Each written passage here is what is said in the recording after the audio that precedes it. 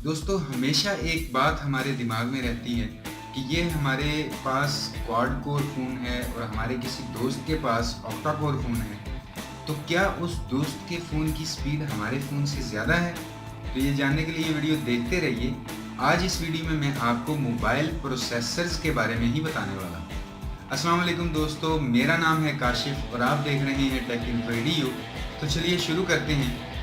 दोस्तों जहाँ तक मोबाइल फ़ोन के प्रोसेसर्स बनाने वाली कंपनियों की बात है, तो ऐसी 4 बड़ी कंपनियाँ हैं जो प्रोसेसर्स बनाती हैं। फर्स्ट पर है स्नैपड्रैगन क्वालकॉम, सेकंड पर है मीडियाटेक हेलियो और थर्ड पर है सैमसंग एक्जीनोस और फोर्थ पर है एनवीडिया। दोस्तों इन चारों कंपनीज को प्रोसेसर बनाने के लिए जो स्ट्रक्चर चाहिए होता है या एक नक्शा जो चाहिए होता है, वो एक कंपनी है जिसका नाम है ARM।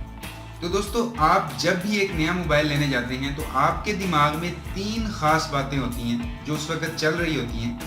पहली बात कि फ़ोन लैग करता है या नहीं, दूसरी बात कि फ़ोन गर्म होता है ज़्यादा या नहीं, और तीसरी बात कि फ़ोन की बैटरी जो है वो टाइमिंग उसकी कैसी है। और ये तीनों बातें कहीं ना कहीं जुड़ी होती हैं उस फ़ोन के प्रोसेसर के साथ। और जब आप दो फ़ोन को आपस में कंपेयर करते हैं तो आप वहां देखते हैं कि उस फ़ोन का प्रोसेसर डुअल कोर है या ऑक्टा कोर है और उसकी स्पीड कितनी है, 1 गीगाहर्ट्ज़ है या 2 गीगाहर्ट्ज़ है। और हम जानते हैं कि जितना बड़ा प्रोसेसर होगा उतनी ही उसकी स्पीड अच्छी होगी। इसीलिए हम हमेशा ये सोचते हैं कि ऑक्टा कोर अच्छा है डुअल कोर से, या 2 गीगाहर्ट्ज़ का प्रोसेसर अच्छा है 1 गीगाहर्ट्ज़ से। दोस्तों इसीलिए हम जाने अनजाने में गलती कर बैठते हैं और हम गलत प्रोसेसर वाला फ़ोन ले लेते हैं।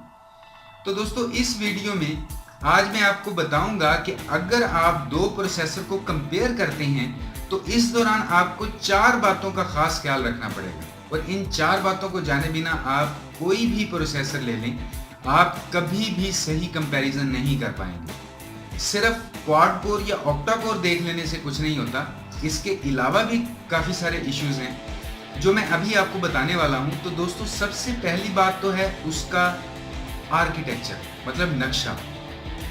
जैसे कि शुरू में मैंने आपको बताया कि एक कंपनी है ARM जो सभी कंपनीज को, जो प्रोसेसर बनाती हैं कंपनियां फोन्स के लिए, उन कंपनियों को ये कंपनी एक लाइसेंस के थ्रू एक नक्शा देती है।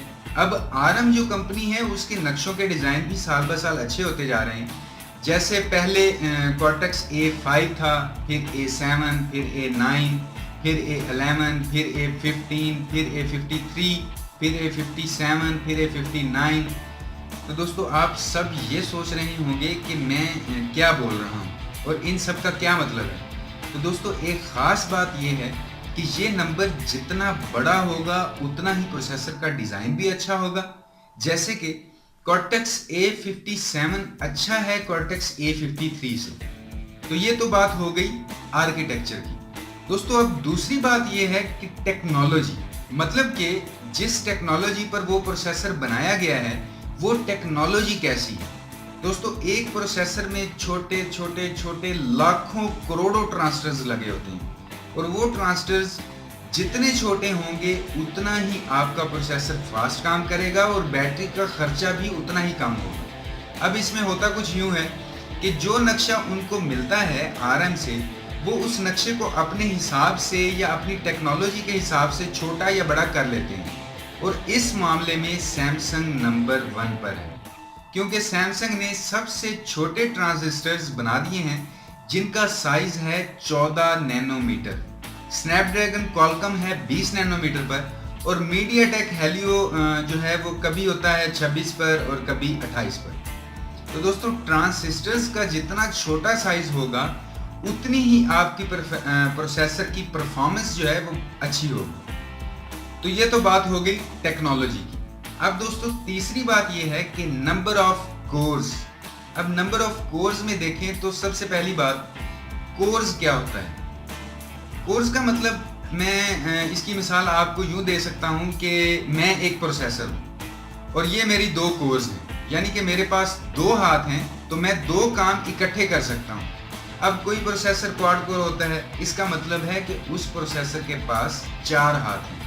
अब इसका मतलब कि वो 4 काम इकट्ठे से कर सकता है और थकावट भी कम होगी। अब कोई प्रोसेसर होता है ऑक्टा कोर, तो इसका मतलब है कि इस प्रोसेसर के 8 हाथ हैं। तो दोस्तों वो प्रोसेसर अपने 8 हाथों से बहुत फास्ट काम कर सकता है। तो ये कोर्स जो हैं बेसिकली प्रोसेसर के हाथ होती हैं। जितनी ज़्यादा कोर्स होंगी प्रोसेसर उतनी ही तेज़ी के साथ काम करेगा और ऐसे प्रोसेसर्स की परफॉर्मेंस भी बहुत अच्छी होती है और प्रोसेसर गर्म भी कम होते हैं और बैटरी की कंजप्शन भी कम होती है। तो ऐसे में क्वाड कोर और ऑक्टा कोर प्रोसेसर्स में ऑक्टा कोर अच्छा प्रोसेसर होगा, लेकिन अच्छा तभी हो सकता है जब उसका नक्शा और उसकी टेक्नोलॉजी भी अच्छी होगी। अगर वो भी अलग हैं तो आप फ़र्क नहीं देख सकते कि ऑक्टा कोर अच्छा होगा या क्वाड कोर अच्छा होगा। तो दोस्तों ये तो बात हो गई नंबर ऑफ कोर्स की। अब आखिरी और चौथी बात ये है कि GHz मतलब कि गीगाहर्ट्ज़ फ्रीक्वेंसी, ये हम कहते हैं कि ये प्रोसेसर 2 गीगाहर्ट्ज़ है या प्रोसेसर 1.5 गीगाहर्ट्ज़ का है। तो अब ये गीगाहर्ट्ज़ क्या होता है दोस्तों? प्रोसेसर के साथ एक क्लॉक लगी होती है जिसकी टाइमिंग के हिसाब से प्रोसेसर काम करता है।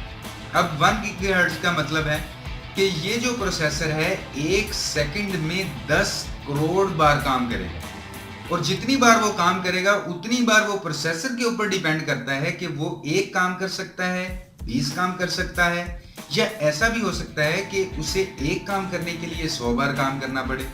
तो ये डिपेंड करता है कि प्रोसेसर कैसा है और जो वो काम कर रहा है वो काम कैसा है। अब दोस्तों देखने वाली बात यह है कि आप जब भी किसी प्रोसेसर को कंपेयर करें तो सबसे पहले देखें कि उसका आर्किटेक्चर कौन सा है। आपको कई बार डब्बे के ऊपर या आप नेट पर भी सर्च कर सकते हैं कि कॉर्टेक्स A53 है या कॉर्टेक्स A57 है या कोई और है। तो ये तो हो गई इसका आर्किटेक्चर।